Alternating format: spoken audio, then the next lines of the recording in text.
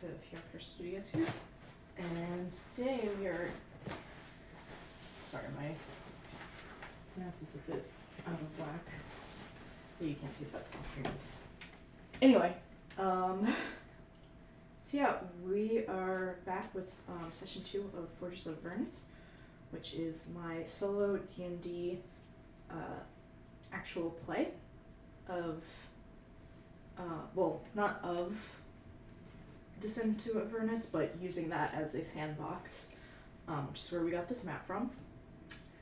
And we're following my Tav, Aelar me, as he goes through Avernus with Karlach and Wyll to try and find a cure for Karlach's heart. Yeah, so let's just get right into it. We're gonna start off with some like housekeeping kind of things. So the first thing is I want to show you, everybody has their items now.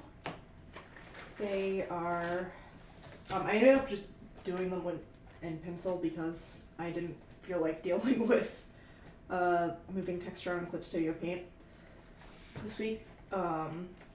But yeah, so you can see here, everyone has their items now, and now I'm just double checking to make sure that everybody's stats are correct, since items affect that.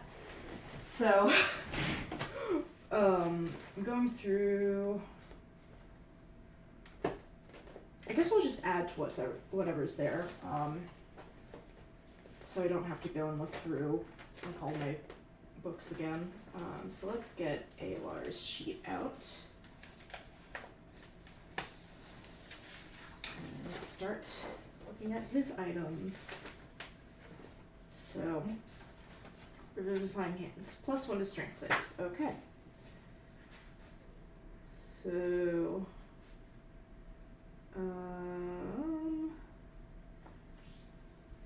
because I'm also trying to think of how to like mark that this is only when something is equipped, it's not permanent. I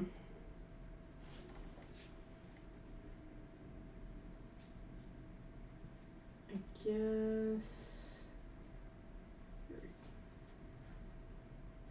this one, and okay. When I get Revivify once per long rest. So I should add that to his spell sheet as well.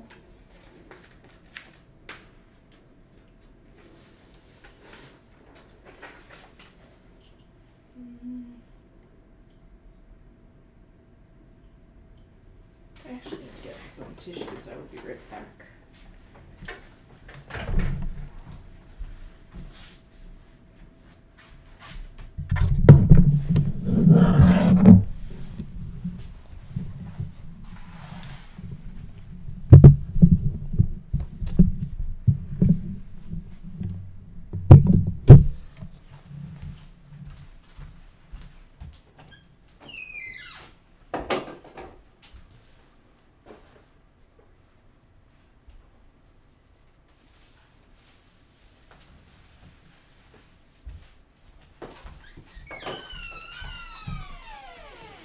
Tissues right here.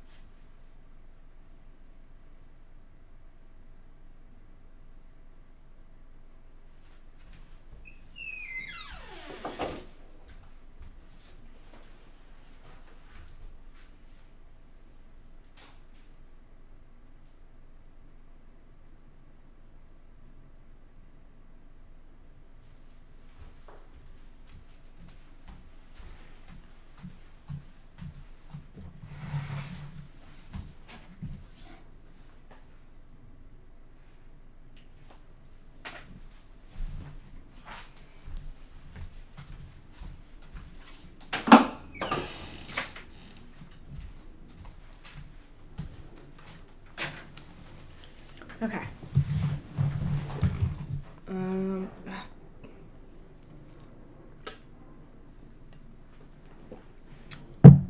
see. Where was I?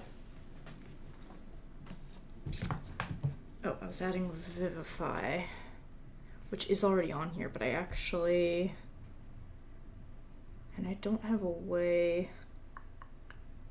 to indicate that here, do I?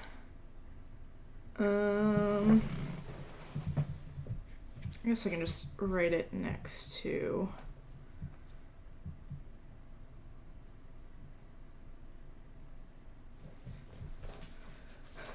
that, and... Okay. Crusader's Mantle... No, that just gives me a spell. Extra damage. Actually, you know what? I should write the extra damage on this part at least, so...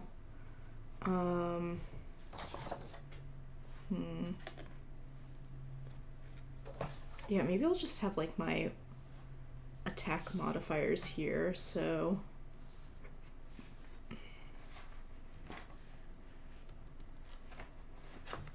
Okay, so... like butterflies.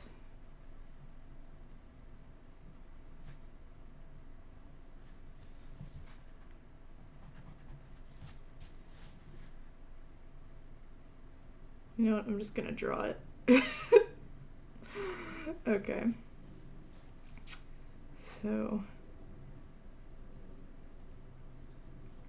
plus...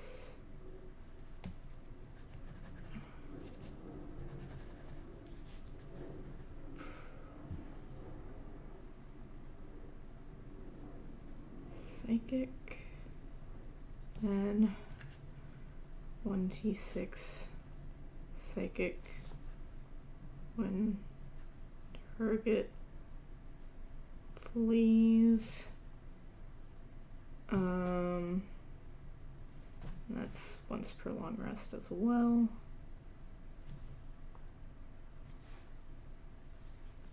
Oh, an advantage on against target. Okay. Advantage on... oh, I got water on my... oh, my sheet. Okay. Whatever. 22... I've got 22 temp HP for now. And... ooh, yeah. God, I don't even know where to write.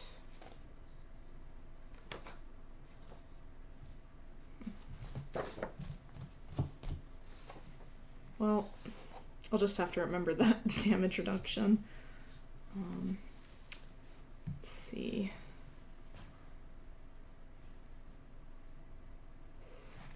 There's not really room here, but maybe I can do that on this. Yeah, okay.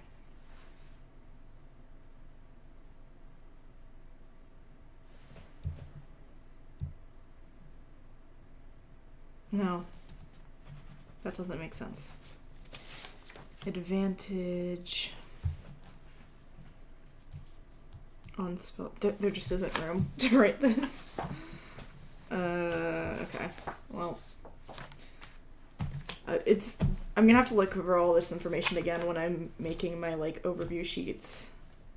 Let's get iron fine.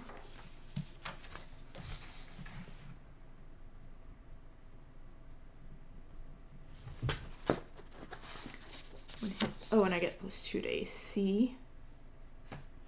So 17, 18. Okay.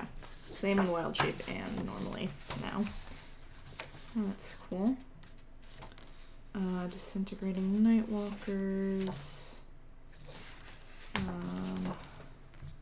I have Misty Step on here. Looks like I don't. Okay. Misty Step. And I gotta figure out a better way to do spells. Once I get like the cards printed up and everything. That's a bonus action. And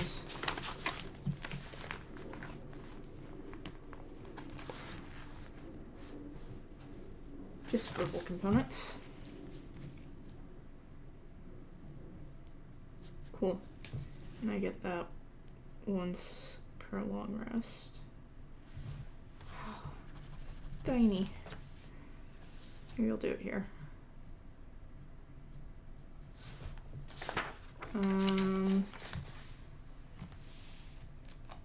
Yeah, like ideally I'd have a sheet like this for the stuff that's always prepared, and then for stuff that I change out, I can use cards instead. That should be easiest. And greater health, advantage on constitution, that should already be... Yep, I do have it selected. Okay, radiant. Okay, +2 to illuminated. Oh, I never finished writing Iron Vine. Let's see, it's wisdom, piercing.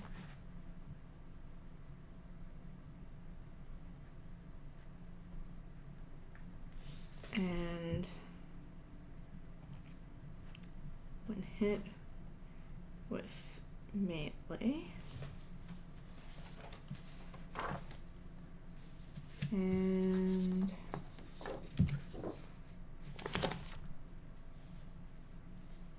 okay. Just call it glow ring. +2 radiant to illuminated creatures.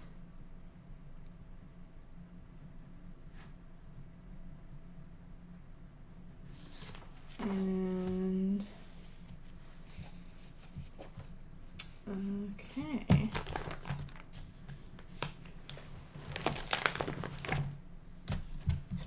I think that's everything for Aelar.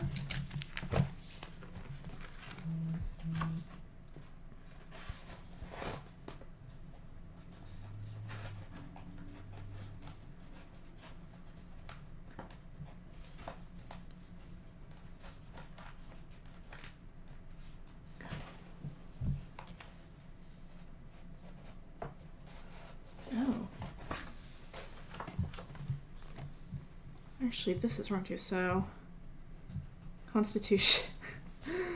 So first off, my proficiency bonus is 3, not 2, so that should be +9 to base. Except it's not, because I also add my wisdom, so that's 15. And advantage. Okay. Well, that's nice. I completely forgot about that ability. Okay.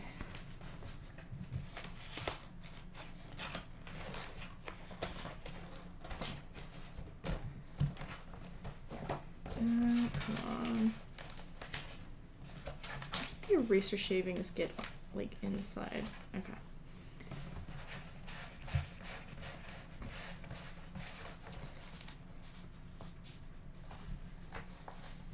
Okay.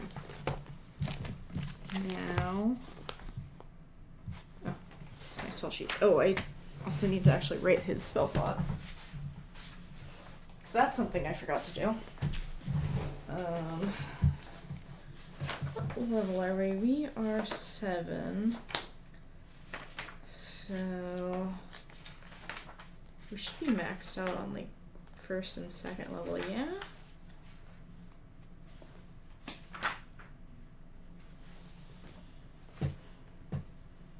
No, just 1st level. Okay. 4, but we're really close. 3, 3, 1. That makes sense. Okie dokie.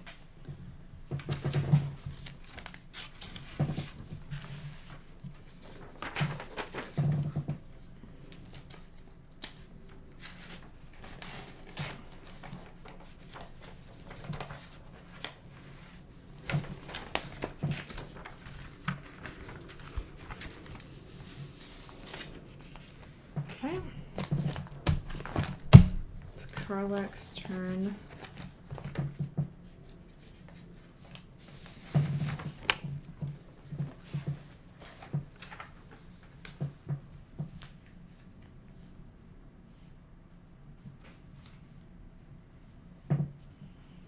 Okay.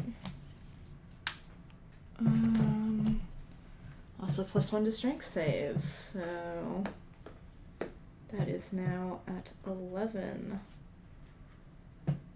And that's just normally.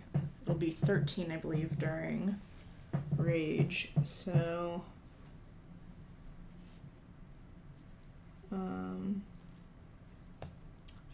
attack rolls. Okay.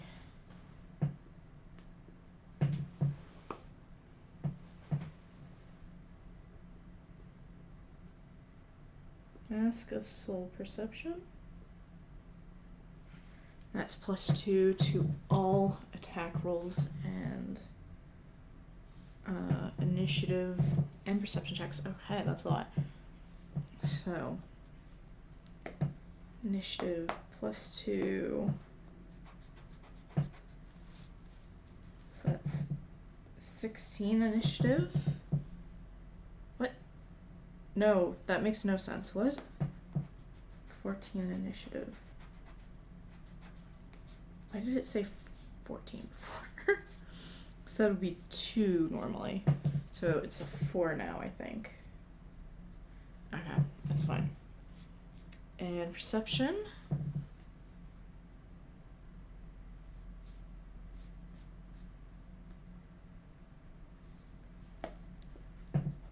Also +4, I think. Yeah, because I think I had +2 written next to them to indicate, but that it was from an item, but I was like, eh. +1 to AC. Now you have a 15. And also to saves. Okay, +3 it looks like. On all saving throws, that's nice. Advantage on attack rolls. Gosh. Let's see, let's add these to the attack cell.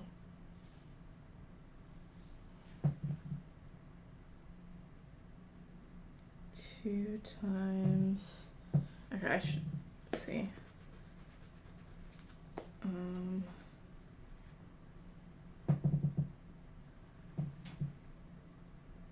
Let's do the base weapon Baldurins. GS. And that's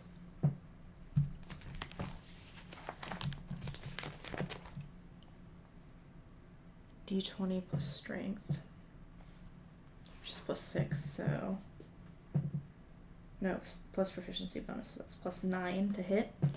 And damage is 2d6 plus 3.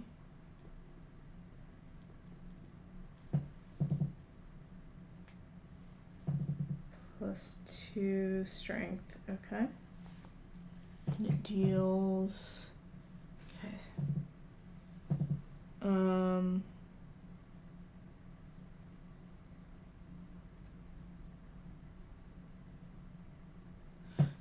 That's only on large creatures, okay.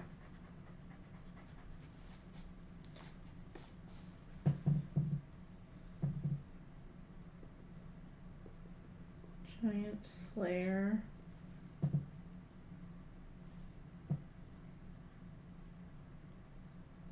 +2 strength. And advantage on large creatures.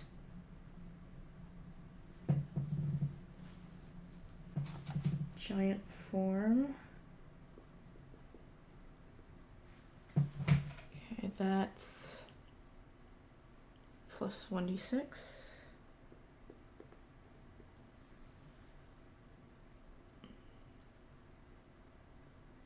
Wow, okay.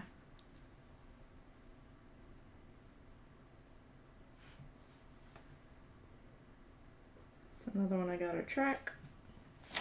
Just realized I'm doing this like all off screen. Sorry about that. I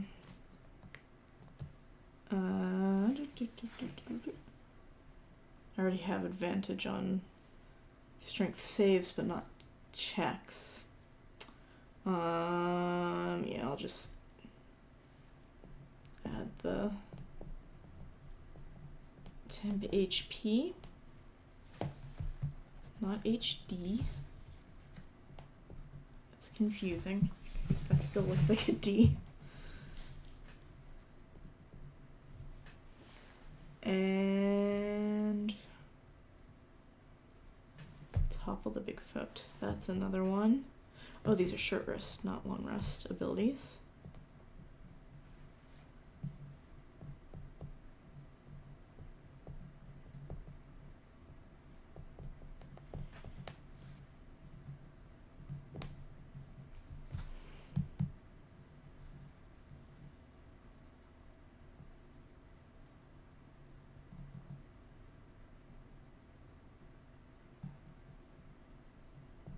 I guess this one is just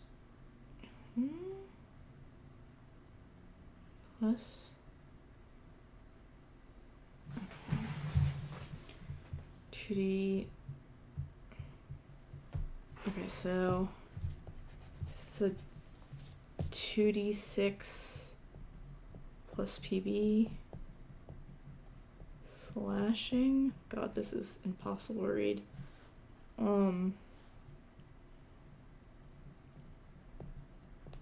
Strength save prone. Okay.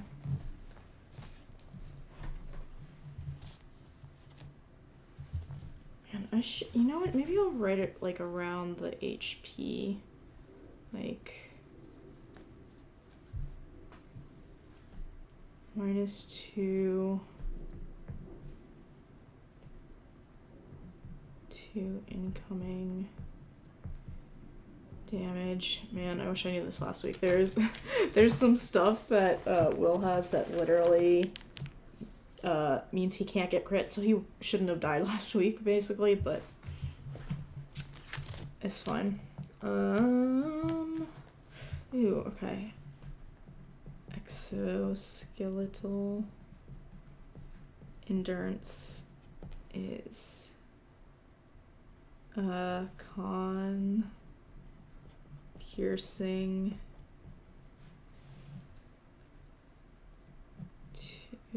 1 hit with melee attack.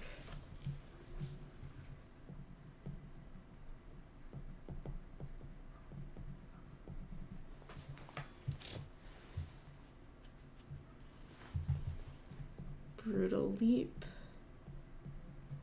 Also a fun one. It's a bonus action. Good to know. Oh man, +1 to AC and saves. So we're going up again. That's good.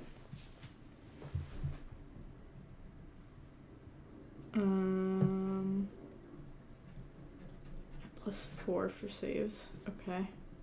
I might need to have to go over the stats again, because that seems too high. Like, I've already counted some of these before and I just forgot, but I don't know. This'll be good for this week, and then I can try again off camera, I guess.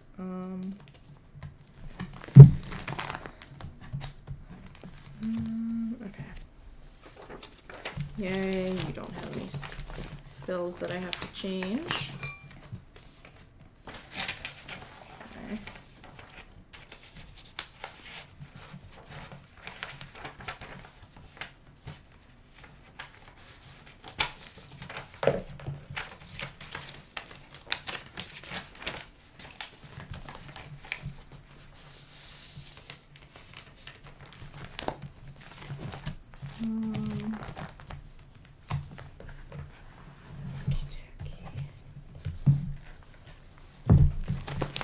Next. Okay, +1 to spell attacks. That's nice.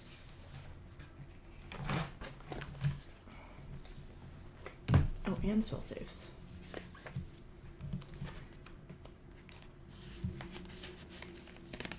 Oh, I've already written that up there, though. That's good.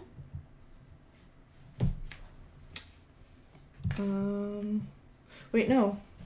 This is a different one. That's not the potent robe, it's the Helldust gloves. Okay.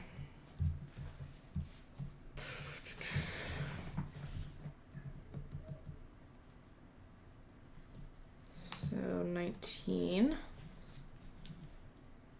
That's really good, okay. Plus 10 and 16.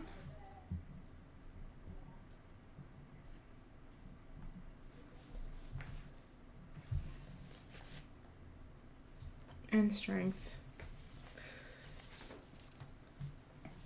Oh good, he's at 0 now.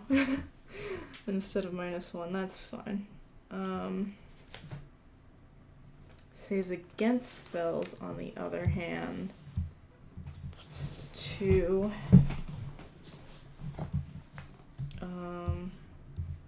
I never figured out where to put this on Aelar's sheet either.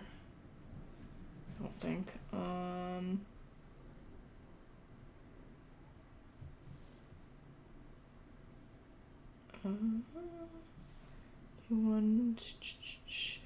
Right, okay.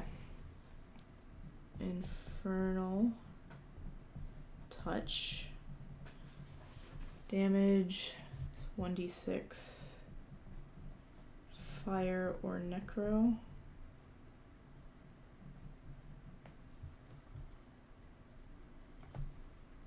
DC 15. Con. Bleeding. Oh, you know what? I'm not doing that. I'm ignoring that. 3. Okay, Raise of Fire. That I do need to add to his spell sheet.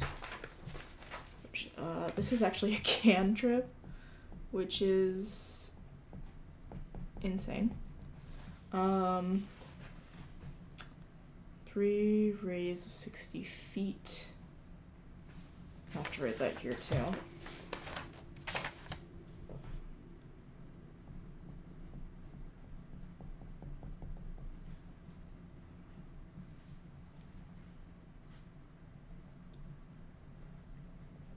You raise 60 feet. 3d6. Yeah, and it's an action. Oh, I should have 3d6 fire. Let's see. Damage is per beam.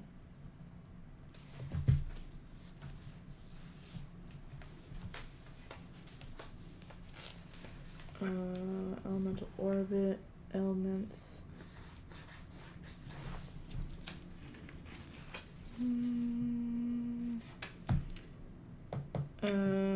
That's an ability, right? Not a passive. These are good.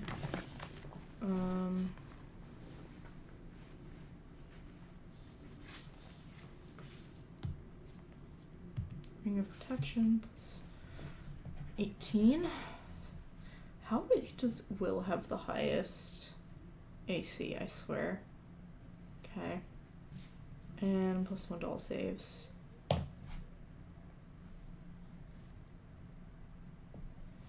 Okay.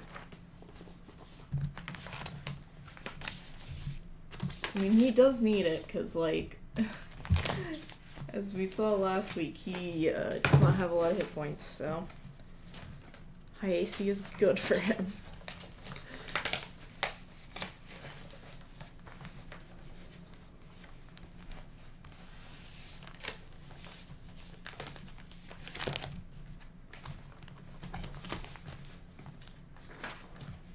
There are his spells.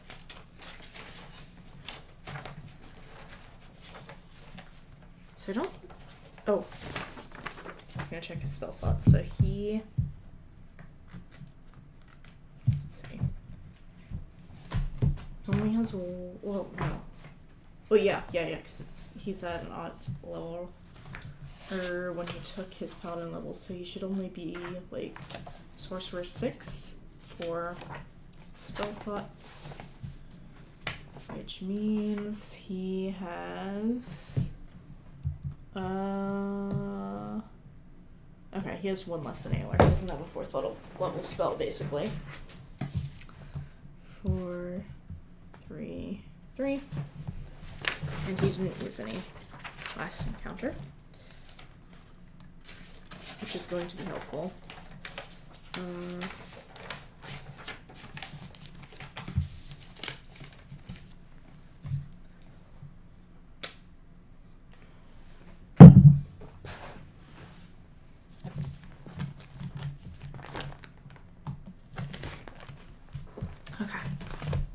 So that's done. Now, I'm going to give a little recap of last session. So, I intended to only do like half an hour of writing after the session last week, but I ended up doing like 5 pages. So yeah, I'm going to read those really quickly, and we are going to get started after that. I also have because I just wrote this like straight out. I will have a revised version of this that I will link to into the description on my AO3. Yeah, so you can read that there. And I hopefully will be posting updates in the off weeks, so that, you know, people have ways to keep up basically even if they miss a stream or two.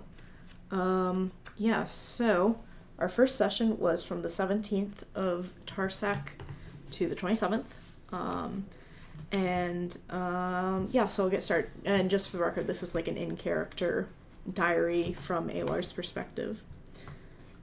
Today was an unfortunate reminder of the perils we face, almost a week back in hell before it sank in. Ridiculous, of course, but we were still basking in the glow of our memories of Wither's party. Even one night back by the river had revitalized our spirits more than we thought possible. Good food among even better company, even though there were fewer stolen moonlight kisses than I was hoping. Still, Stein was taking it better than I expected, given how we had parted. But what choice did I have? I tossed and turned every night, agonizing over my decision until my dreams fade the memory of his burning face into oblivion. I knew that if I had chosen him, it would be Wyll and Karlach in his stead. I shouldn't spill more ink on my well-trodden laments. And besides, our hopes were high, over a 10-day free of worry and threats. Well, I may have fallen into a pool of demon ichor trying to gather some for our weapons, and I scarred myself even further, but it's not like my looks have ever gotten me far. A few days earlier, we also stumbled across the ruins of one of Avernus's former pleasure gardens. We even discovered some primal fruit peeking out of the crags of a crumbling wall. I was skeptical at first, but Wyll assured me that it would do us no harm. If it were all cursed, even the stupidest of men would see through the trickery in an instant, he reassured me before advising me to stay away from the delicate primroses on the other side of the cascading stonework. Even our misfortunes had turned out all right. Wyll tried to charm our ferryman with a hearty ballad in return for a free ride, but sung so loudly that he deafened himself for 10 minutes. The Marinoloth was so amused by the whole affair that he punted us across the river without charging anything. We even stumbled into Chuka and Clonk on the Shumroth bridge. Though they were harder to understand without Maggie to interpret, we could make out that they were trying to fix one of their machines, but we couldn't make head nor tails of why they were so far away from Fort Knucklebone to fix it. So we bid the Kenku farewell and pressed onward. Our relative merriment came to an end this evening, however. We were raving about the wonderful roast from last week. Wyll and I were extolling it as the best we'd ever had, but Karlach playfully insisted we wouldn't be saying that if we had her mother's. And suddenly a band of devils crested the hill our path wound around. It was an Abishai, a servant of Tiamat, according to Wyll, and a troop of Merregons, which I was all but too familiar with after our scrap with Uger. Coiled like a great lynx, ready to pounce, the Abishai leapt forward and cloaked us in darkness before we could react.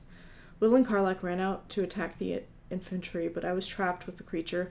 Nearly took me out with one blow. Reeling, I transformed myself into that favorite bestial form of mine, but not before expelling the darkness with a spell of my own. Visible to the naked eye now, Wyll blasted the devil with a spell so mighty that he nearly killed it right then and there.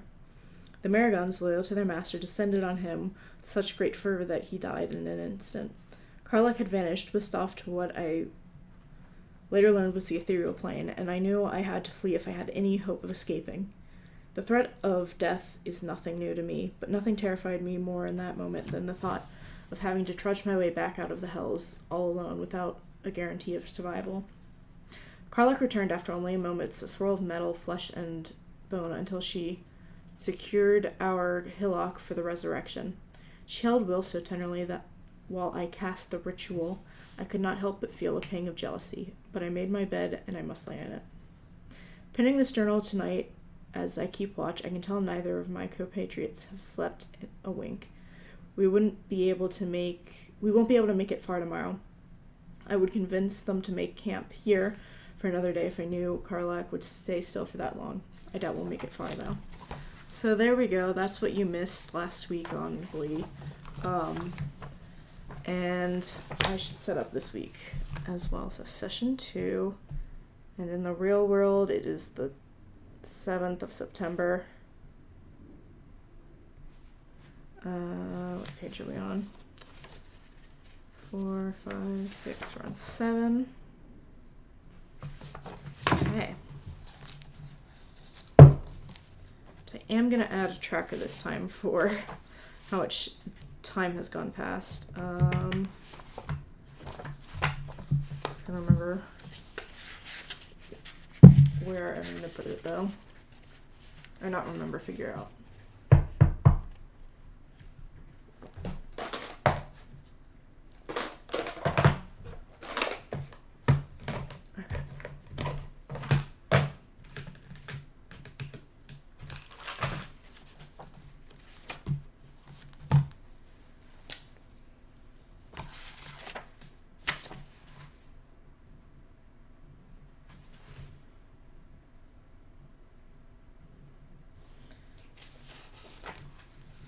Oh, page 8, not page 7. Okie dokie.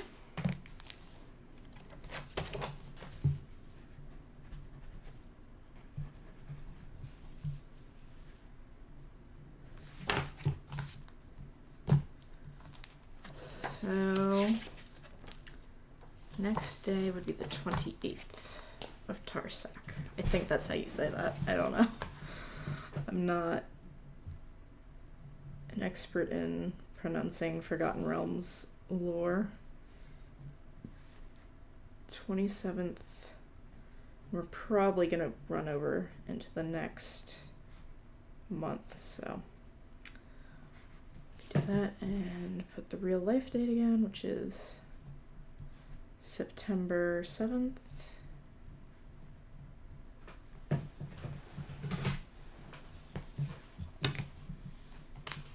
And we're gonna, let's see, we're gonna do our goals. So,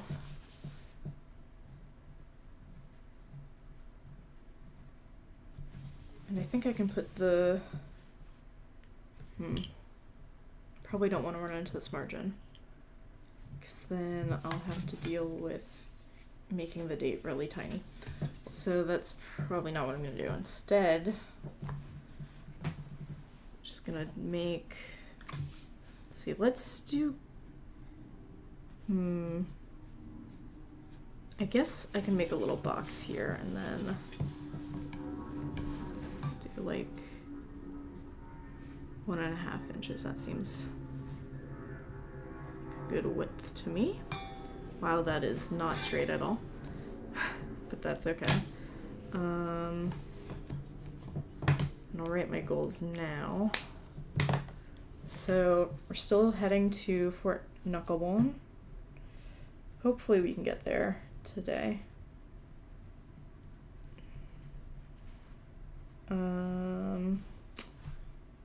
And yeah, that's it. I already did the character sheet stuff. So maybe I will fill it out just to make it look a little better. Because right now, whatever. I think that'll be good actually. So, character threads and adventure threads are next.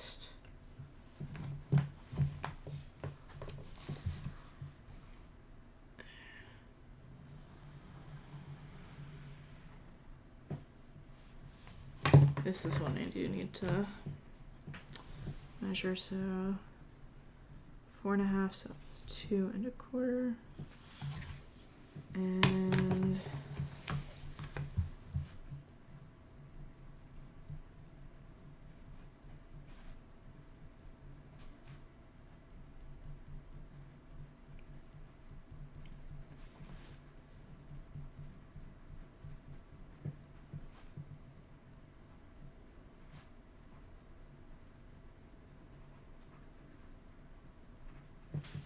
anything else should be, yeah. Okay, cool. Because everything else is like end of session stuff. So let's finish this header actually.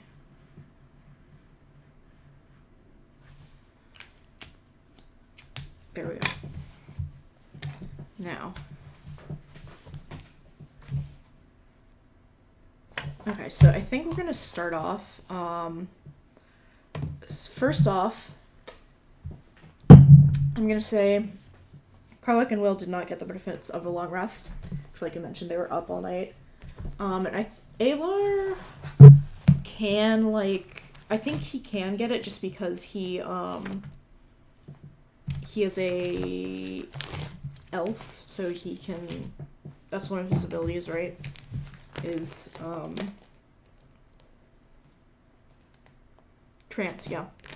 Don't need to sleep, so he only needs 4 hours, right, of rest a night. So he could definitely rest. But where? Okay, so he gets his wild shape back.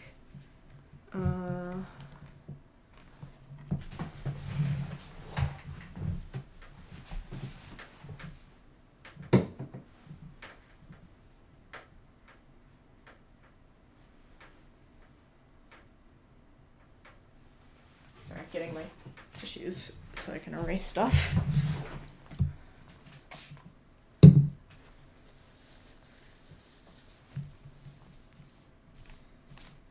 Okay. And his spell slots. I don't think Wyll used his spell slots at all, which is nice. Then we are going to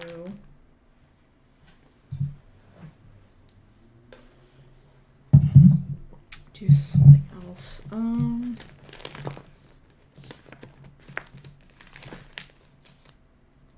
Okay, so he's all reset on that stuff, but the other two aren't. Now the next thing we're going to do is update our map. And the nice thing about this is that, as you can see, some of the paths have already been started to come off inside of the binder, so I don't even have to roll my d4. I'm just gonna erase those and we'll see, yeah, from there. How many we need to replace? Because these two were connected. This one was, and this one between this devil guy and the pits of Shimmerish, something like that. Here are my. Oh, I'm also gonna. I don't like how awkward that Fort Knucklebone is written there, so I'm going to erase it and just turn it into an acronym so it's easier. So, Fort KB. There we go. And this is the House of Hope.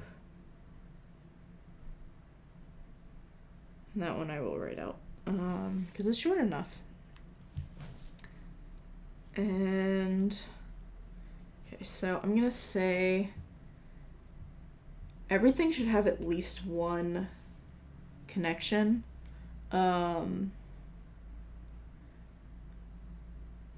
2. Okay, so we need to replace some other ones here.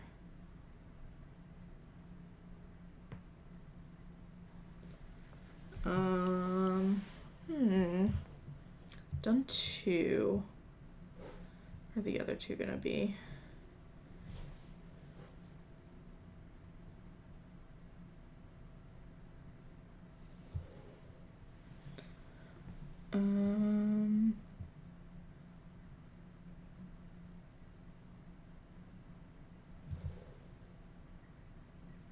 That one was already there, so I don't wanna.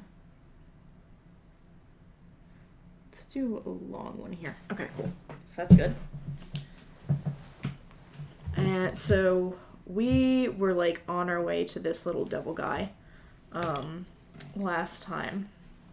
So I'm going to say that well, first off, we should roll again to see how long it's gonna take. Well, no, because we already know how long it takes us to get from these 2. We just had our encounter like the night before we got there. So I'll say so it's the 28th. Sorry, the 20. Not the 27th, right? Actually, it is. If it's the night before. You know what? Whatever. It's the 27th. And Aelar like wakes up, and I think he's gonna decide to use the primal fruit and like make breakfast out of that for everyone. So everyone should have resistance to radiant and poison damage for today.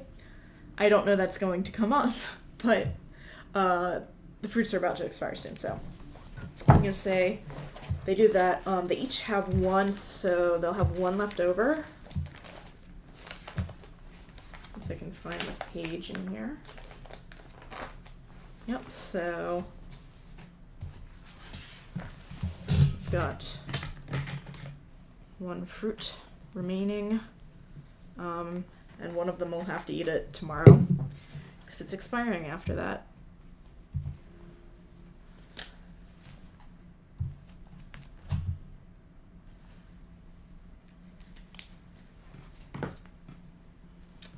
Okay, and then, so they wake up, they have that for their breakfast, and I'm gonna add that to their character threads, so they all get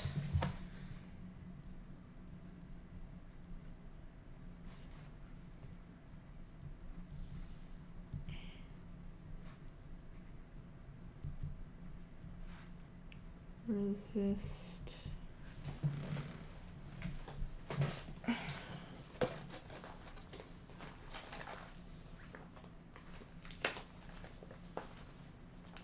Sorry, I'm just double checking because I'm like I'm trying to make sure I remembered correctly. I do think it is resistance.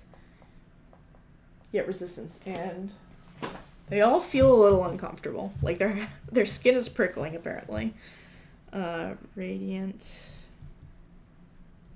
and poison damage. Okay, that's great. So they are going to make their way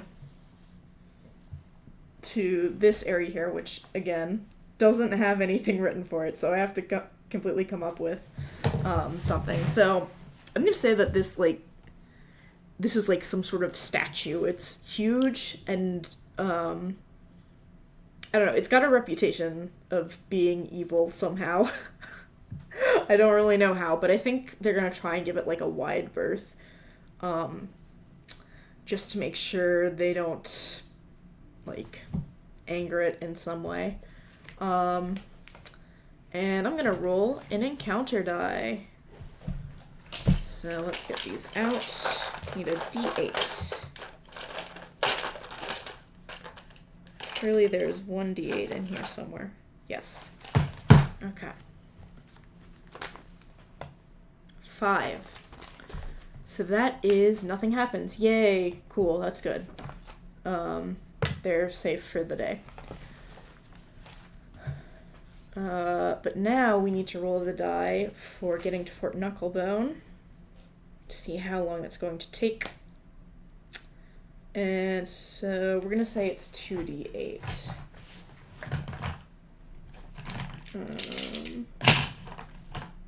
That's a d10. Let's get one of the terrible dies that Aelar uses. There it is.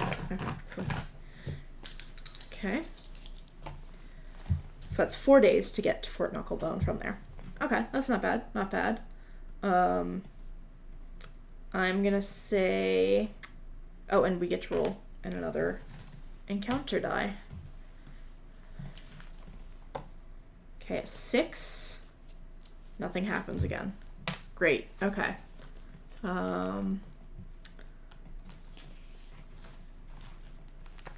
Cool, that means that they get there. I need to get on my iPad so I can actually see what is in Fort Knucklebone. I mean, I know, but there might be details that I'm missing.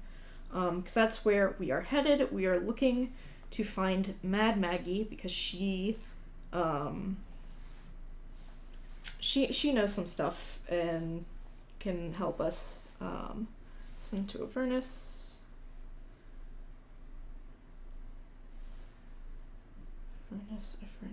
Avernus. Mad Maggie, where are you? Oh, I think actually we should ask first. We're gonna ask the Oracle if Kluka and Chalk, is that their names? Chukka and Clonk. Okay. I'm gonna ask if they are back. And those are the 2 Kinku that we ran into on the bridge at the end of last session.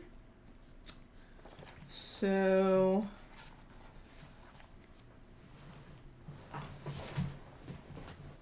getting the Oracle out.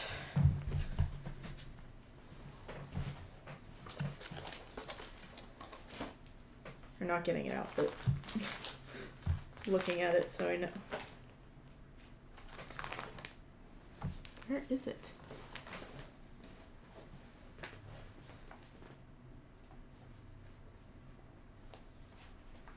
What? I'm so confused. How have I lost it?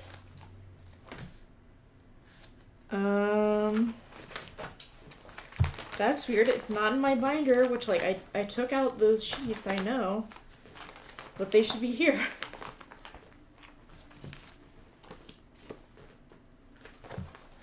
Okay, well... that's a problem. So what if I roll... Tadpole effect? Oh, goodness. Oh, it's on my computer. I see it. Oh, sorry about that camera. Movement. Okay. Here it is. Okay.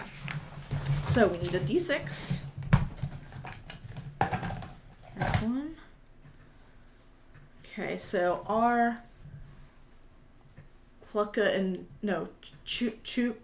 and Clonk, they're at the fort. No but. Okay. They are not there, but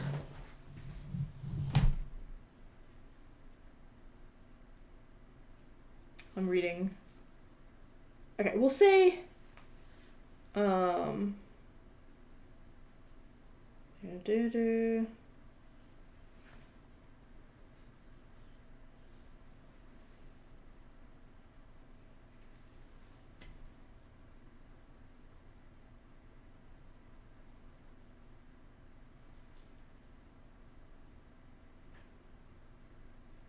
see. So maybe they aren't there, but the machine is. Which I guess makes sense, because, like, if it's broken, it's not going to leave. So, yeah, so they go and they try to find... Oh, wait, actually I'm going to read description of the fort. That would be helpful.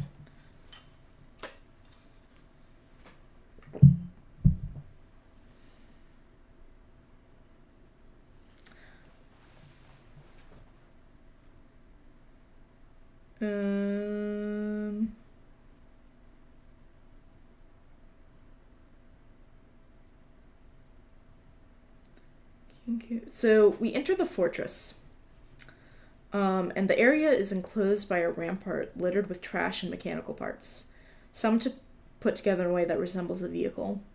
Ramshackle structures built from the same junk as the outer wall provide shelter. A platoon of small fey creatures mills about, all looking like feral gnomes. Several sport tall red caps, which some of which drip with vile ichor. Ugh. And the Kinku are not here. But we'll say that instead, actually that's what we'll do. Say instead of the Kinku there, we see this really huge, like, flesh golem. He's got these horns, and there's like, it looks like you know, like a shop vacuum, that like tubing is coming like out of his mouth and into his stomach. And yes, that's Mickey. If I can... Okay. Yeah, so that's Mickey, and he just kind of like sees us, and like, he can't really speak, but he gestures to us, and like clearly he's asking like, what are you here for? And Wyll steps out and just asks for Maggie, Mad Maggie. And he moans as he walks away, and does like a kind of a hopping dance. And let's roll. Everyone's gonna roll insight real quick.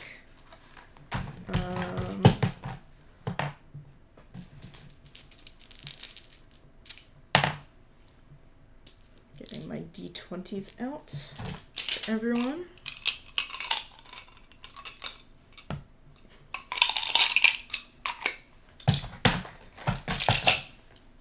And okay, let's go. I was gonna have like what, +8? Something like that. No, +4. Okay, my insight is not as good as I think.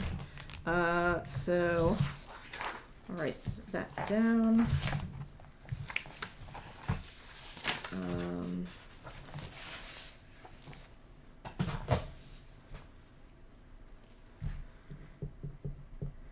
I don't keep these sheets of paper. This is just for like quick note taking during the game. So Aelar is +4.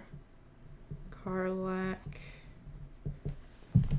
+2. Better than I thought. And Wyll, what do you have? +3. Okay. So everyone here is like okay. Or pretty good. I guess above average. Let's go. Okay. Oh. Okay, no, that's a 7 at least. Okay, so Aelar got a freaking nat 1, because of course he did, but that also means we get to roll on the tadpole effect, so I'm gonna hold that off until we do that. Yeah, that's a 7 from Karlach. So that's a 9, so she's gonna fail. And well, Wyll got a nat 20. So he notices that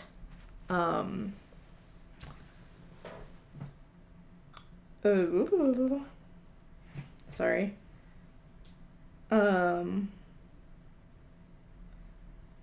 So he notices that Mickey is like limping because he has a bit of like bone lodged in the bottom of his foot. So he's having a hard time walking. But before, I'm going to say, put a check mark to remember that he succeeded. And now we are going to roll on the tadpole effect table. So we need a D100 for Aelar. This is truly the most cursed die I have seen in my life. I should probably get another one for next week from the rest of my collection. But,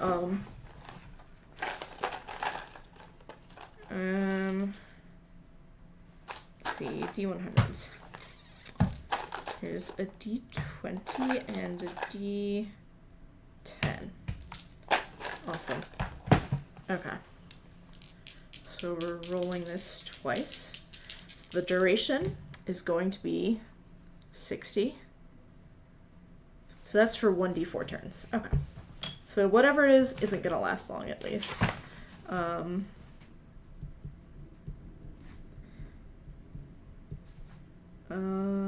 So, and I guess I should roll that right now as well.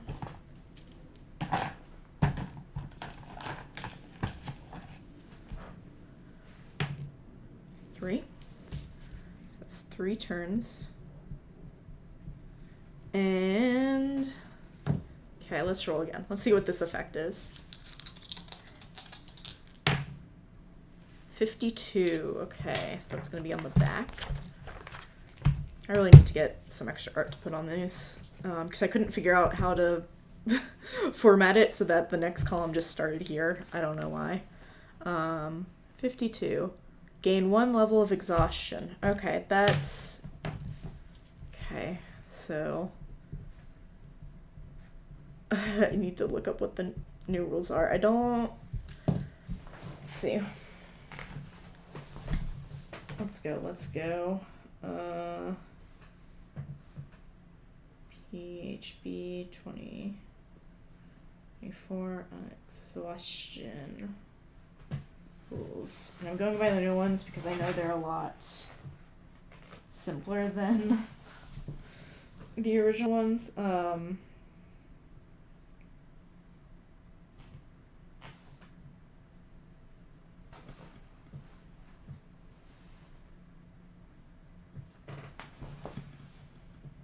I just find it in, like, text format.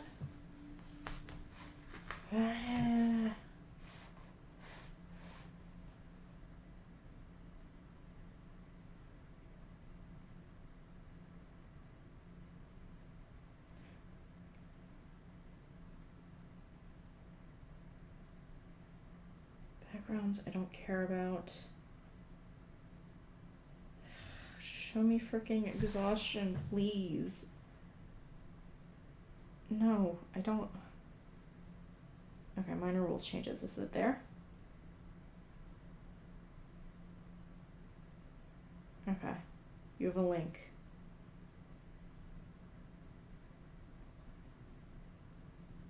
Okay, I don't know why it brought me to this, like, article with a link to a bunch of other articles instead of the actual article I wanted, but I guess that's just how it works out. Okay.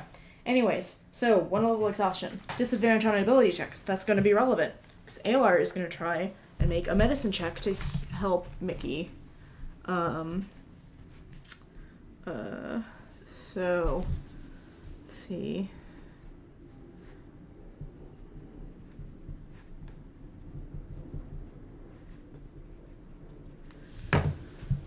What's his medicine? +4. Pretty decent. But we need to roll this terrible curse d20 and see what's going on. Okay, so that first one is a 9. So, yeah. He does not succeed in extracting this bit of bone from Mickey's foot, and Mickey like jerks his foot away and just like he cries out and just kind of like runs away to go and get Maggie for them. So I'm gonna add that to the character threads, and I need to add him to like the actual overall ones as well because I didn't have him written down yet.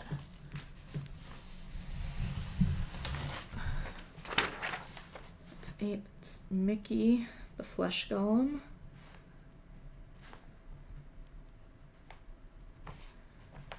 You know what? I don't think I updated this last week either, so Chukka and Clonk. Okay. So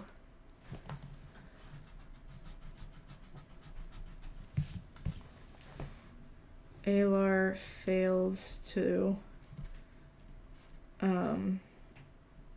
pull bone from Mickey's foot,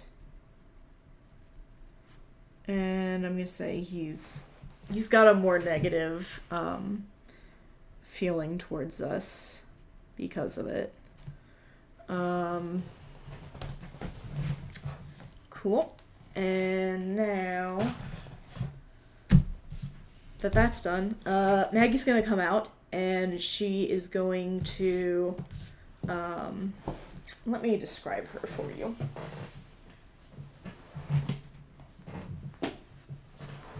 If I can figure out what I did with my iPad.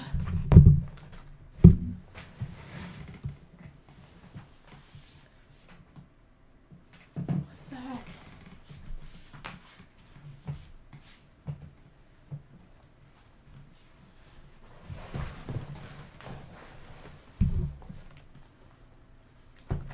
There it is.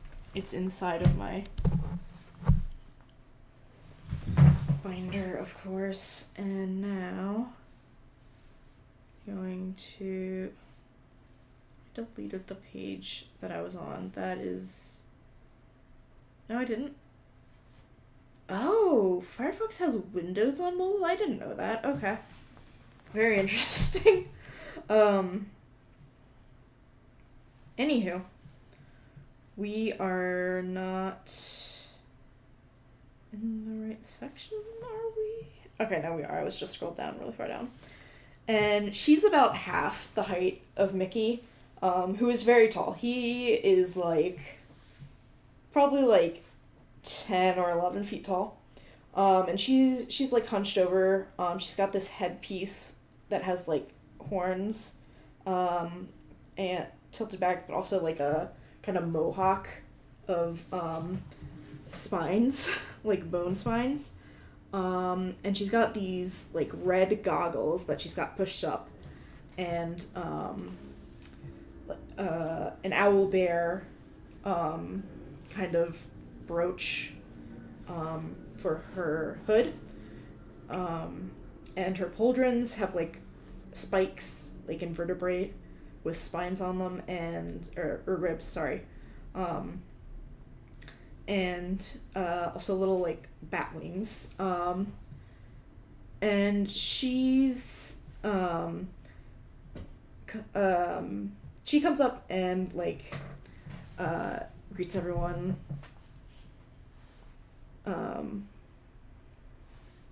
And she you know, she's smiling very, very warmly and kindly. But you shouldn't trust that. Even like just coming in. Well, actually, you know what?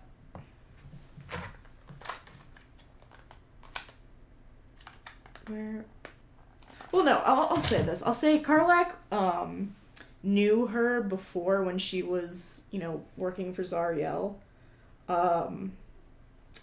And she's not somebody to be trusted because she's kind of like a neutral warlord mostly who like keeps out an eye on everyone else, but she does like inform for Zariel. So like we have to be careful what we say around her. But she acts very like nice to everyone. She's basically Auntie Ethel, not gonna lie. She is also a night hag. And she is going to ask us like what we need, and so we're gonna bring her the map and see first if she can decipher it, and she can't. She doesn't really understand the code. Sorry. Yeah, so she can't like decipher it directly, but she knows somebody who can. But we have to do something for her first. And that something is gathering 3 things for her. And we're gonna figure out what those are right now. So, first one is going to be the stinger of a hell wasp.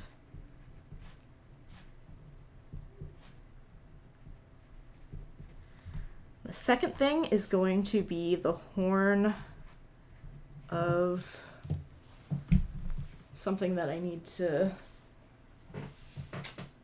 find. And the appendices. Because I forget what it's called. It's like it's one of those like goat demons. There are always a million of them, because I don't know why. Why are goats like associated with demons? What is that? But anyways, I believe it's called a Bulazau. Yes, that looks like the right guy. And they're a demon. Bulazau. And then one more thing, which I don't know yet, so I'm gonna get these Table Fables by Madeline Hale, and because I think there's like there's some tables in here that can help us. If I can find the table of contents. So items.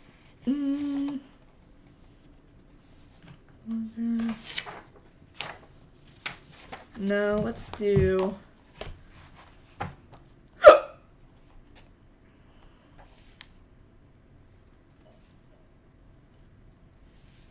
Foraging might be good. Loot type could also work. Animal products. So we've got a couple of different things we can choose from. Yeah, let's do...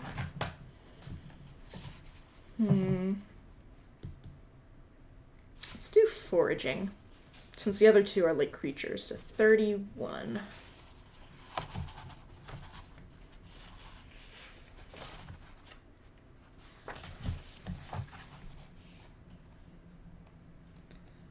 And she's not going to tell us what she needs these for, by the way, because I don't want to know that right now.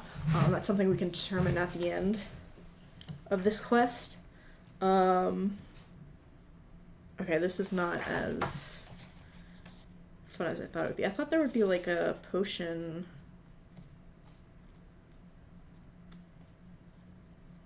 Type.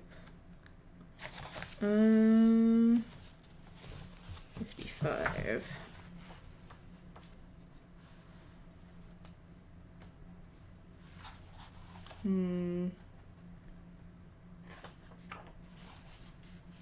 You know what, let's roll on this peculiar knickknacks table. I think that'll do. So we need a d20. Again. Oops.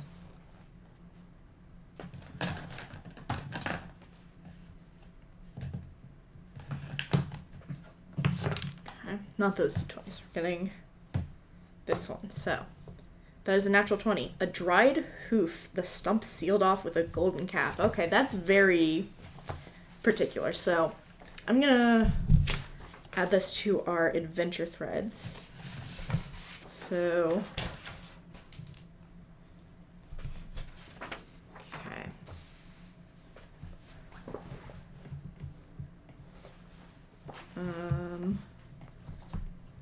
stinger of a hell wasp.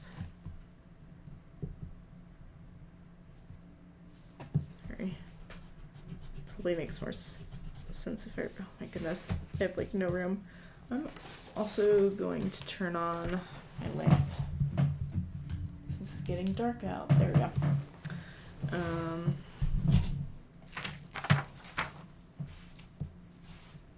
This is in a weird position. Okay, now it should be easier to write. So, hell wasp, stinger, horn of a Bulizao horn. Bulizao horn. And the other thing. And I think I am just going to leave it vague. It can be any hoof. Dried hoof. Stump. Sealed with a gold cap. Okay. So those are the things we have to go and find. And like I said, she's not going to tell us why. We need these, so it's up to us if we actually want to do this quest or if we want to, like, just try and do something else. But I think we are going to, like, start looking for these and then hope that we can find something better along the way, but, or, like, find out why she needs these. But, you know, this will do for now. Sorry, I'm just checking what time it is. We have half an hour left, so... It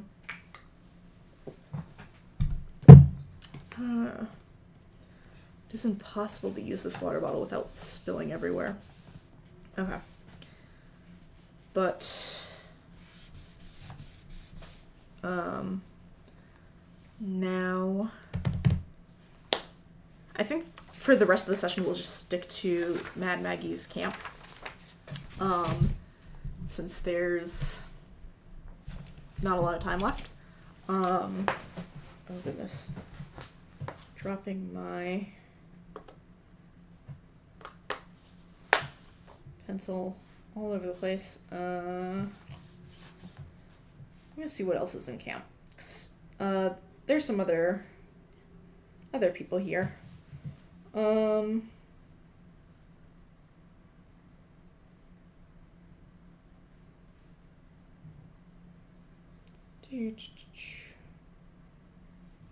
you know what? We're gonna ask Maggie as well, like, what Chukka and Clock were doing. And she tells them, you know, this, that her, the demon grinder is, which is one of the, like, hell machines, one of those vehicles that are, like, really, they're, like, Mad Maxed out, basically. And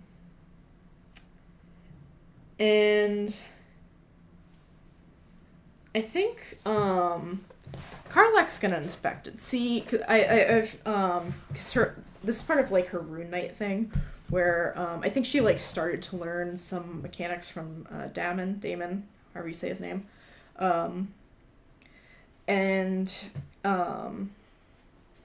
So she's gonna take a look at it. What is that? 14 plus, let's see, what is it? Connor investigation. What does she have higher? I don't know. Okay, Arcana is -1, yeah? Yeah. So is investigation. Okay. The problem is she doesn't know much about magic, but like whatever. So that's a 13. Okay, so she does not figure out what's going on. She's still pretty new to this whole mechanics thing. So she isn't able to figure out anything else. And we find out that Chuka and Clonk were actually, let's say that they were going to the obelisk to try and see if someone else could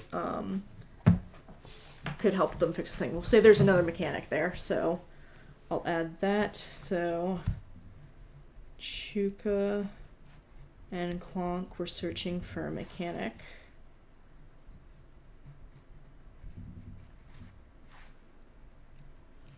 For the machine. At the obelisk. So I will add that to this sheet as well, not this sheet. The other sheet. I have so many things to keep track of. So we're gonna say unnamed mechanic. Well, actually no, we can come up with a name right now. Because guess what? There are names in the table of fables as well. Let's see. NPC generator? Yes. Okay. Okay. So we already know that they are a mechanic, so we don't need to roll their like job or anything, but let's roll for race, but let's not do, let's see, because we should also have like, you know what, I won't roll for race. Well, no, let's just do it now. We'll say it's one of these like standard ones. It's not like a devil or anything. So I need a D8. They are a halfling in hell. Okay. So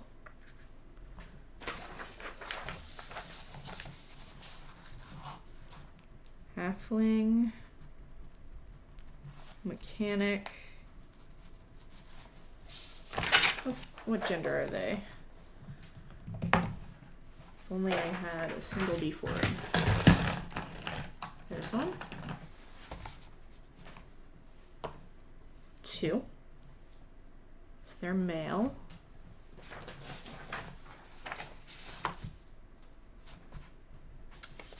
And what else about them? Let's see how old they are. Some of these could be interesting. Okay. D8 again. They're a young child. Okay. God, they sound like an anime protagonist or something. Okay. Oh my god, are they an isekai? Have they been isekai'd into hell? I think they have been. I think they've been isekai'd here. But they're like 8. And I am literally just picturing Chilchuck right now. But we're gonna... Let's see. They've been isekai'd into hell. Okay. Okay, that's an important detail. Okay, let's see. Roll a d6 to see what their disposition is. Kind and welcoming. Okay.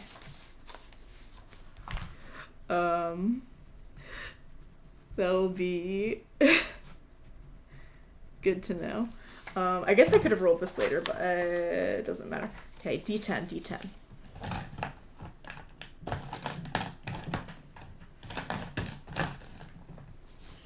Okay, they are neutral evil. They're neutral evil, but kind and welcoming. Okay, so interesting. That seems like they might betray us at some point. Let's see. Are they religious or not? 1, no religion. Okay, they're atheist. Okay, cool. Such a fascinating character we've created here. Financial status 5, so they're poor. Okay. Okay, NPC class. We don't really need that because we know they're like a mechanic.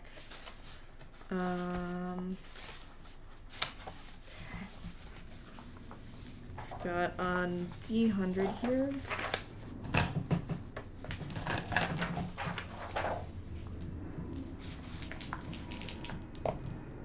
Okay, 11. Their name is Blegrim. Interesting name for a halfling. Blegrim. Maybe they were like raised by orcs or something. Okay. Well, this is interesting. And we can generate his appearance when we actually meet him, if we ever meet him. He does seem like a character though, so I would love to meet him at some point. Blegrim. The neutral evil male halfling mechanic.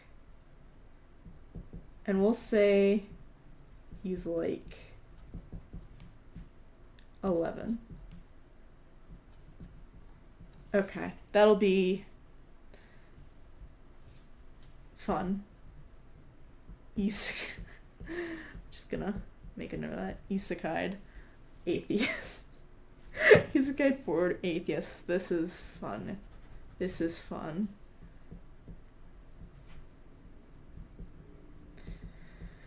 Okay. So, good. We know where they were heading now. Now that that's done, I'm going to look at the module some more and let you know what else I'm looking for. So,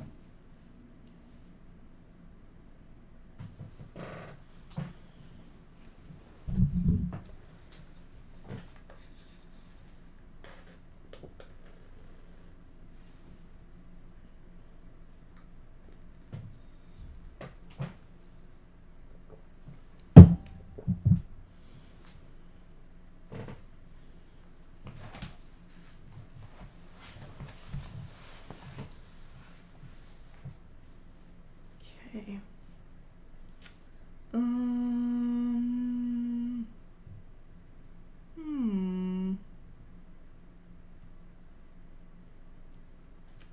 Okay.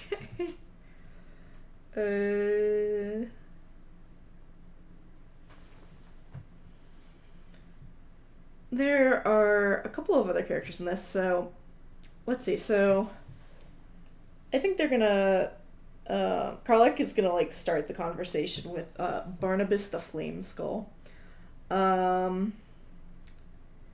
And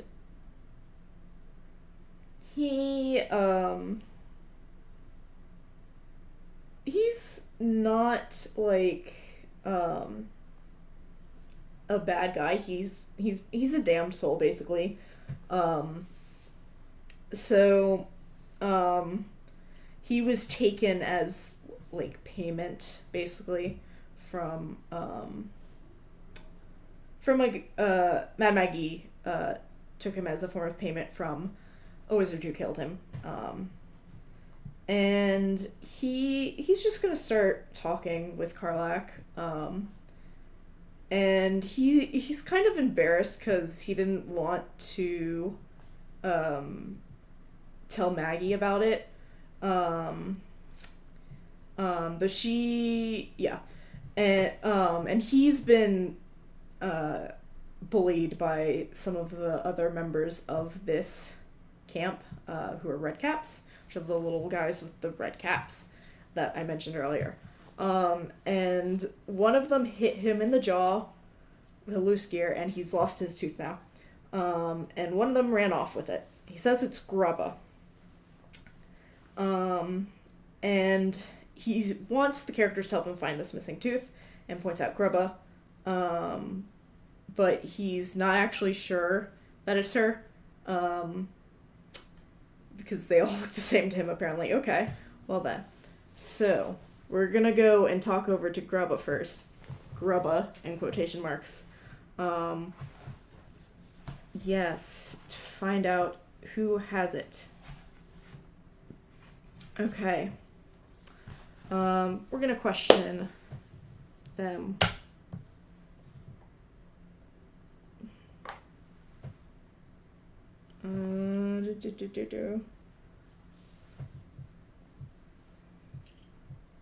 I think Wyll and Aelar are both gonna like come up and be like, so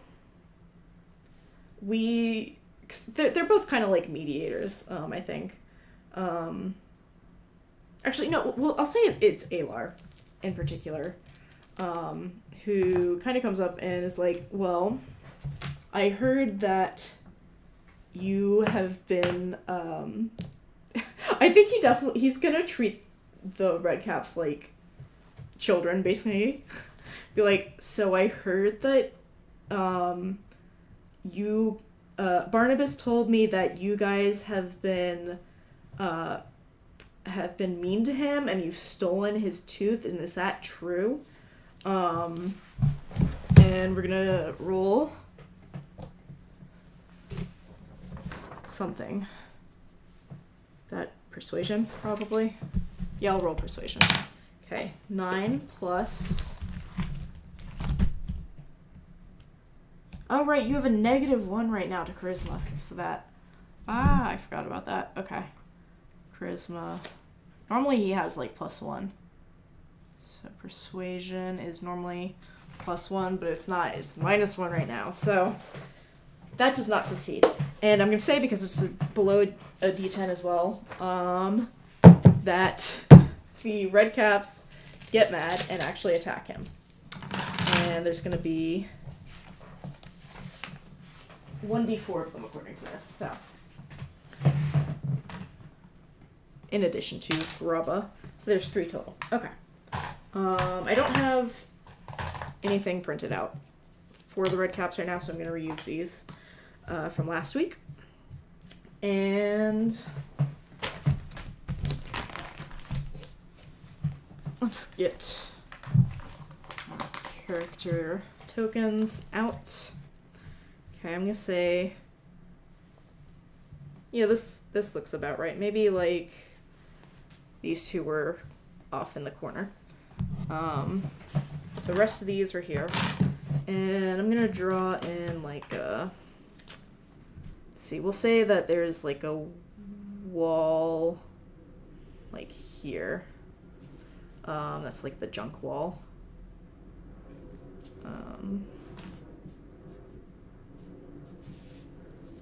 Just doing some quick texturing so we know what's going on here. Okay.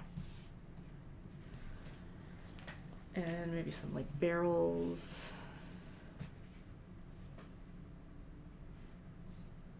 That is not a square. That's okay, though. There we go. And, yeah. Okay. So. We're gonna roll for initiative. And I'm gonna roll all of the imps at once to make my life easier. Okay.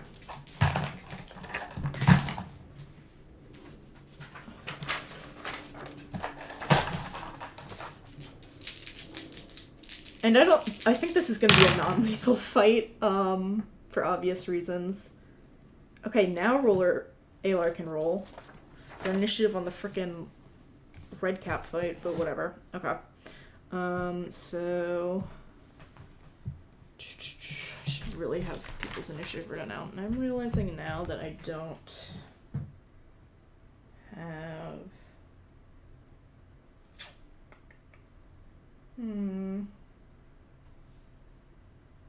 I don't have the stat block pulled up for Redcaps. I want to call them imps. They are not imps. They are Redcaps. Those are different.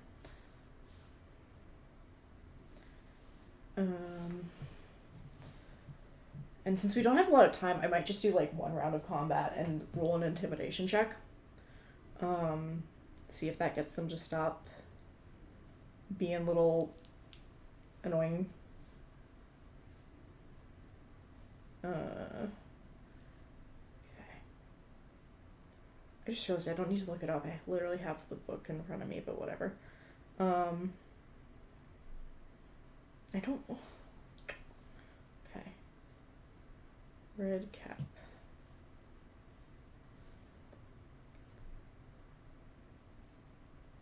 There we go. Okay. What's your initiative?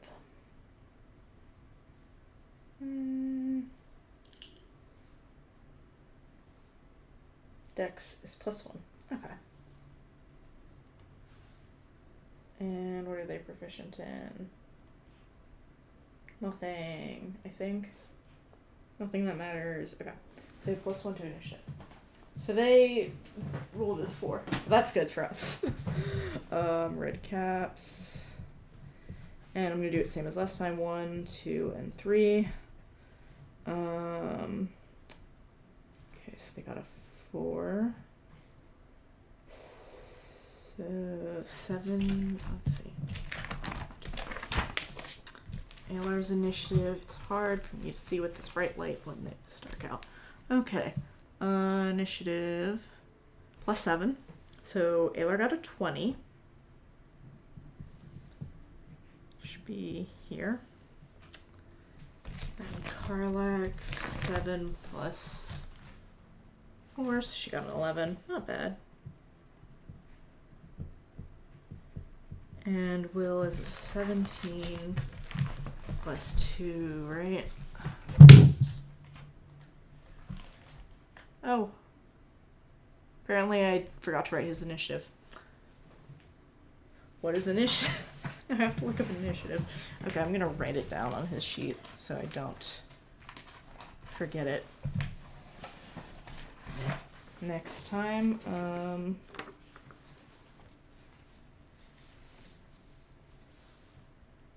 that +1 per level, I believe, was for health.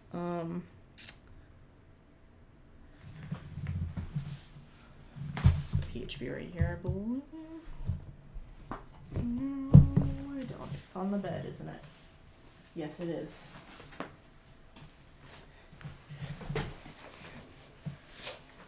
Initiative. It's in like combat, right? Combat, order, initiative. Okay.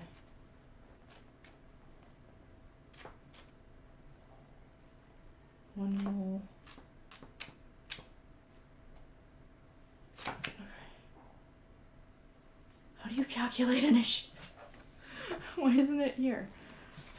Glossary. I think it's 10 plus dex, but I'm also like, what if it's that one where it's like 8 plus dex? I don't know. So I'm gonna have to look it up in the glossary.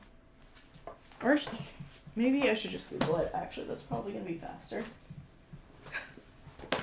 I should use the internet, maybe. That might make my life easier. How to calculate initiative. Okay. Yeah, it's just dexterity. Okay, so it's +2 to him. For him. So he's got a 19. So he'll go after Aelar. Awesome. So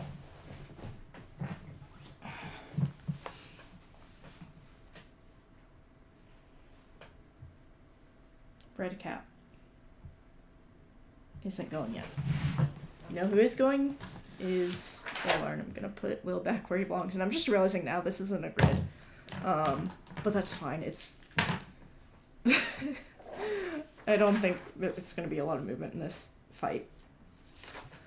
So Aelar is going first, and he is just going to cast Shillelagh and like butt this red cap with the end of it.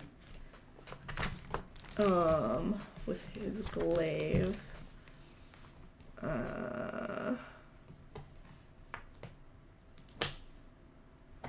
Shillelagh.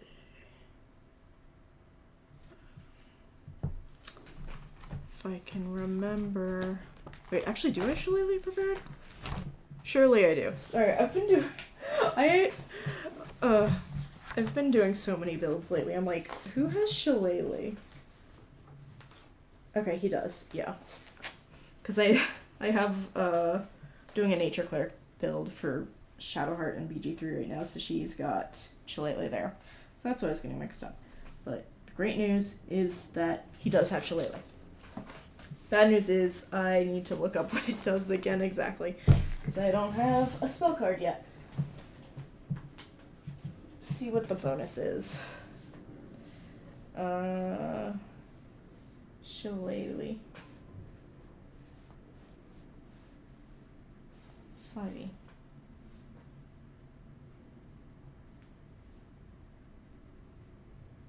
Right, okay. I use spellcasting instead of strength for attack and damage rolls. And the damage becomes d8. Wow, cool. Okay. So we are casting spellcasting for this weapon. 1d10. Okay, so actual attacking is 20 plus his spellcasting modifier, which is plus 4, plus proficiency. So 3 plus 4, so that's 7 plus something else. This d20, that's what it's plus. Okay. 12, so that's 19. That will hit almost certainly. Yeah, that's going to hit. Your AC is 14. Cool. And they are going to take 1d10 plus 2 plus wisdom. Okay, so d10, d10, d10.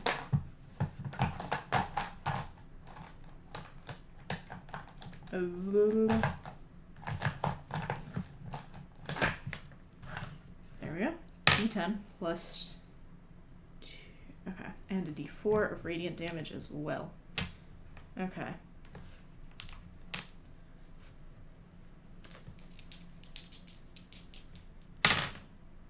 Okay, that's 5 damage plus 4, 9, plus 2, 11. So 11 damage to, we'll call him number 3.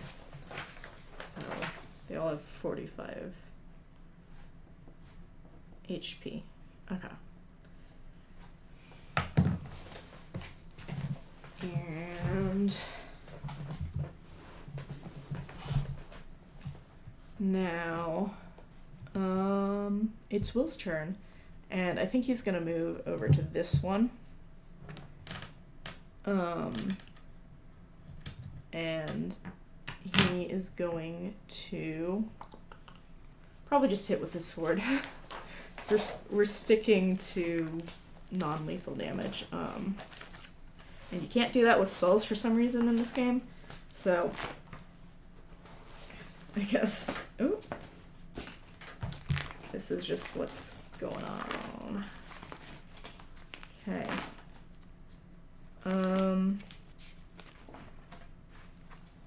So his Infernal Rapier. He's using Charisma. So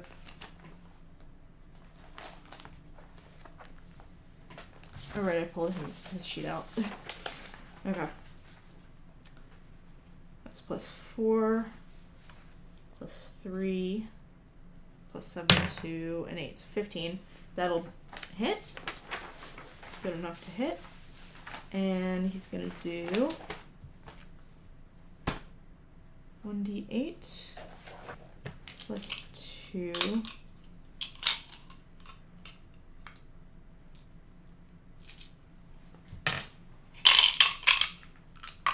plus 4, so that's 6.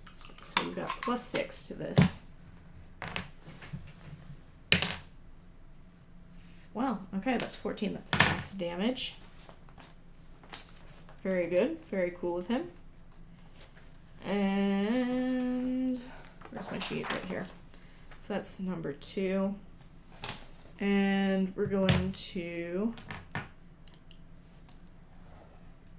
get Karlach. She's going after this one.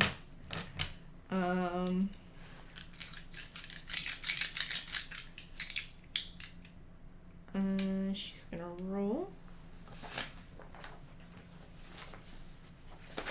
Just need to put these sheets back. Give me 1 second.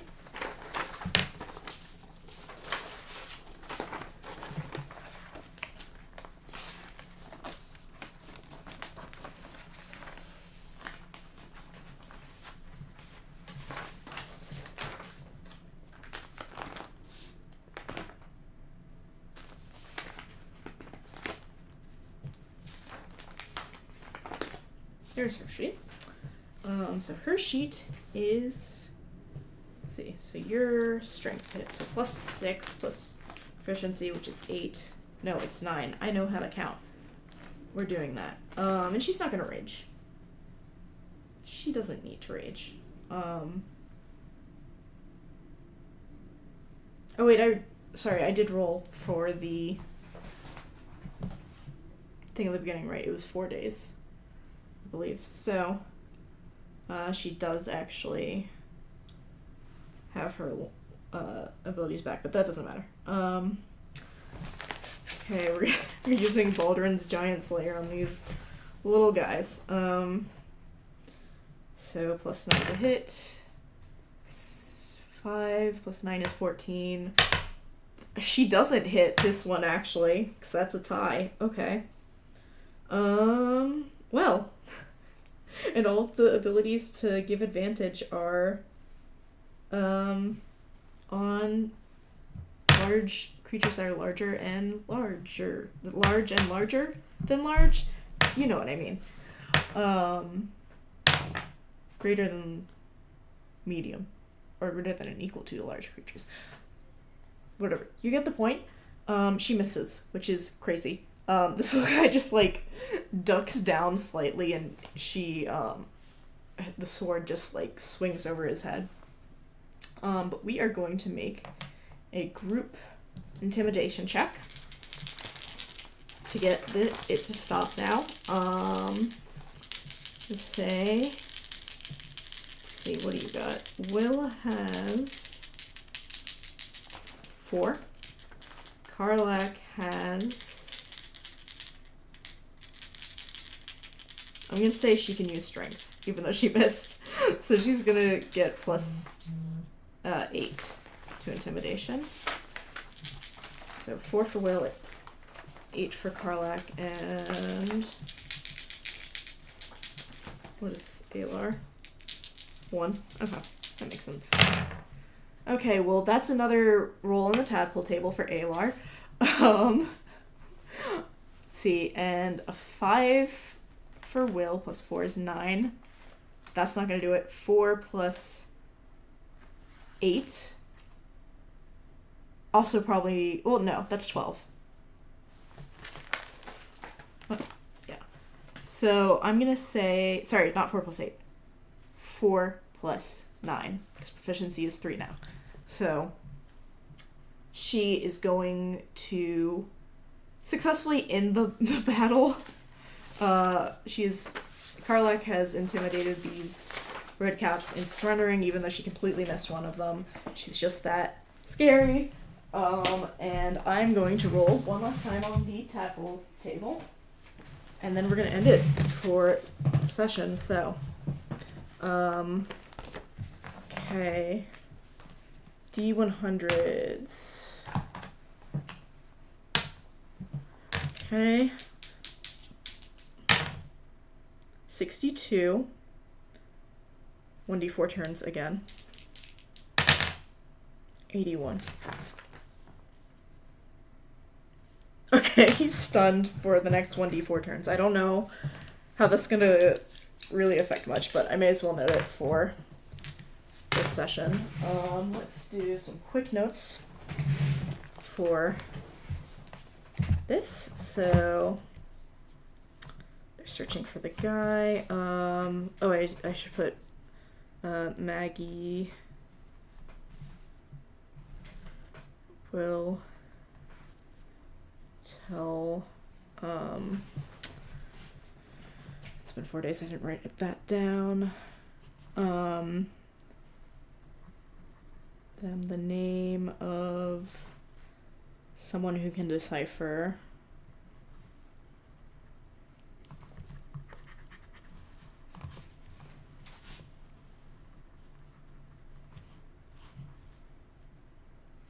Let's do, okay, decode the map if they collect, let's see, Hell Wasp, Stinger, Bale, Bilazu, Horn, and Hoof. Let's say Golden Hoof. Just keep it short. And they're also trying to find Barnabas's tooth.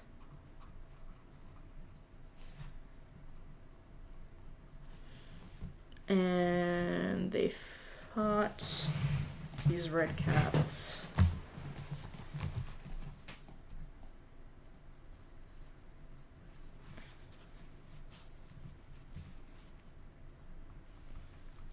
Fight and intimidate red caps. And the character threads, Aelar is stunned for 1d4 turns. Oh, let's roll that now. 3 turns. Same as last time. 3 turns at start of next session. Wow. Okay. So eventful. And I can write down this ending date. I need to look at this calendar because I think this is one of those ones where like there's a, maybe I should make a spread of the calendar. That might be helpful. Let's see, Forgotten Realms calendar.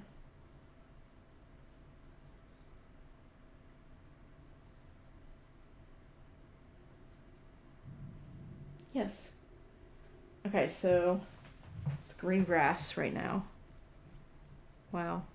Okay. I'm sure that's an important festival that I know nothing about. So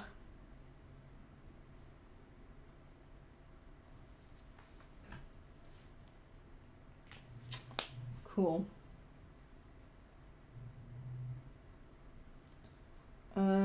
Now we can right here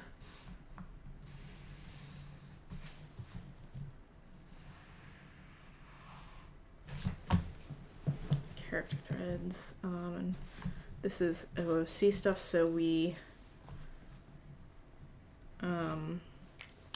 change some like stats and stuff according to items.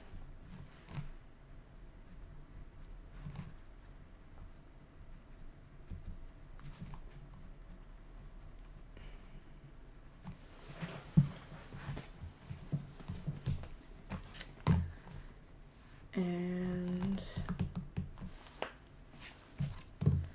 cool, and that's it. So I'm wondering if I should do,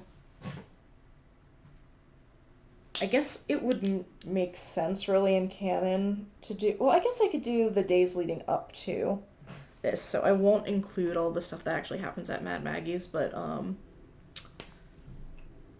there's not a ton that happened besides that, I guess. We could say, I mean, basically we just talk about getting there, so I don't know. I guess I can, well, actually, you know what, that's what I'll do is we'll have session 3 here, and then I can just have it split out over 2 days. Sure. Yeah.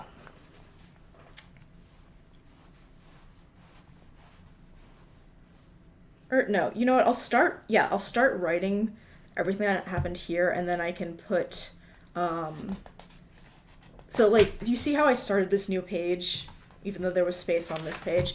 Basically, I won't do that this time for the next session, so I'll just write however much diary and say we get to here. Then instead of flipping over to put session 3 on this page, I would put it here instead. And that way the diary is like more together, even though there will be like this stuff in between parts of it. Yeah, I think that's going to be the easiest thing to do. Yeah, so thank you everybody for coming out and watching. I guess just like a quick summary real quick. We did finally make it to Fort Knucklebone, and we met Maggie to try and figure out what is actually like how to read this map. And she said, I don't know how to, but I do know someone who does, and I'll tell you their name if you get me these 3 things, which are a hell wasp stinger, a balazo horn, and like a hoof capped in gold. Yeah,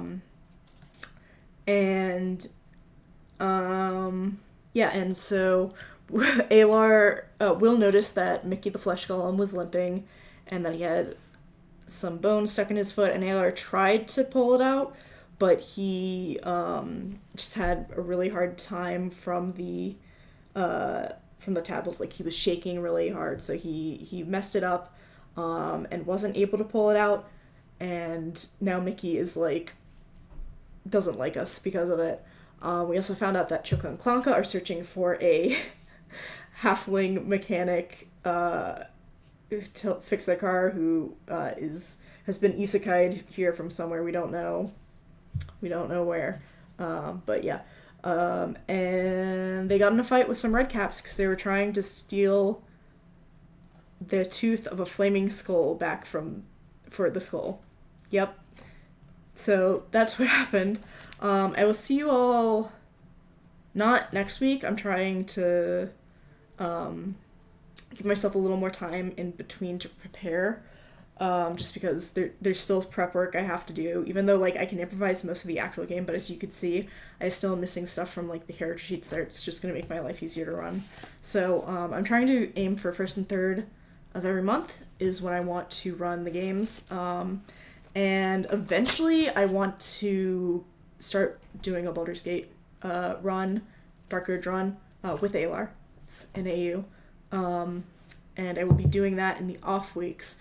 But for now, I'm waiting for like mods and stuff to come in that I want. So, yeah, that's it. I will see you all in 2 weeks.